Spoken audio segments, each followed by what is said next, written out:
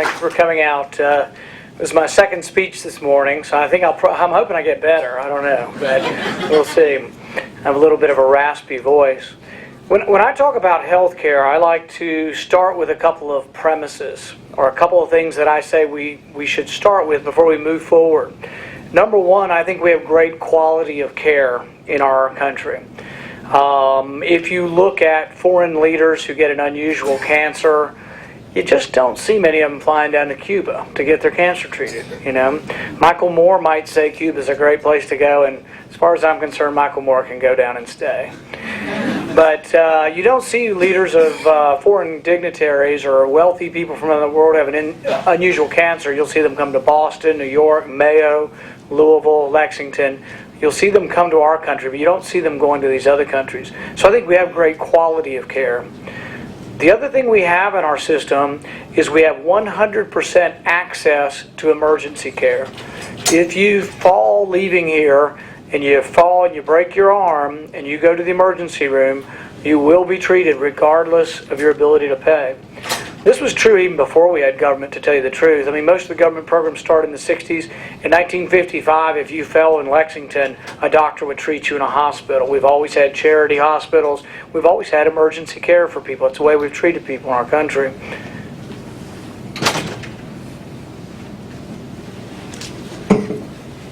So I would say that's where we start the debate. We have good quality. We have 100% access. So let's talk about at least some positives before we get to the negatives.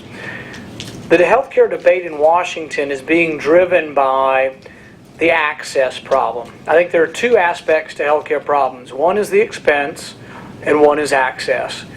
We don't have perfect access to elective care. They say there are 46 million people without insurance. But you know, the interesting thing about it is, of those 46 million, doesn't mean they don't have access to health care. It means they've got to pay cash for their health care. They don't have health insurance. But the question is, you look at the 46 million, you have to ask yourself, who are they and how would we fix the problem? A third of them are eligible for Medicaid and haven't signed up. Why don't they sign up? Because we have 100% access in the emergency room. They've got a cold, they can show up in the emergency room. They clog up the emergency room, but they have access. And they're not bothering to sign up for a government program that already exists. A third of them make more than $50,000 a year, and they're not buying insurance because of the expense. So they're not really part of the access part of the problem. They're part of the expense part. They're not buying it because it's expensive. They make more than $50,000 a year. Probably they do pay most of the time when they go to the doctor. Their problem is if they have a catastrophe, they have no insurance. 20% of the 46 million have come into this country illegally. And I don't think we should drive the debate for giving and making this security net larger by people who broke the law to come into our country. A third of the 46 million also are without insurance for less than a year. They're young people. They're getting their first job out of college or high school. They're in between their first and their second job, and they get insurance within a year. So I think they've made this 46 million this overwhelming thing, and it's like nobody's talking about the 85 to 90% who have insurance.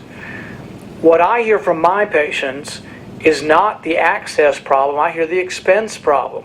I hear people paying $1,000 a month or more sometimes for their insurance. I hear about the people who have no insurance because it is so expensive and they can't get it. I hear about people who have pre-existing conditions and can't get it. Or I hear about the portability problem that they wish they had it and could pay for it, but they're in between jobs and their insurance is tied to their employment and they don't like it. So I think the problem is an expense problem more than it is an access problem. How do we fix the expense problem? Why is it broken? You have to look at healthcare and say, what's wrong with healthcare and why is it different than every other facet of our economy?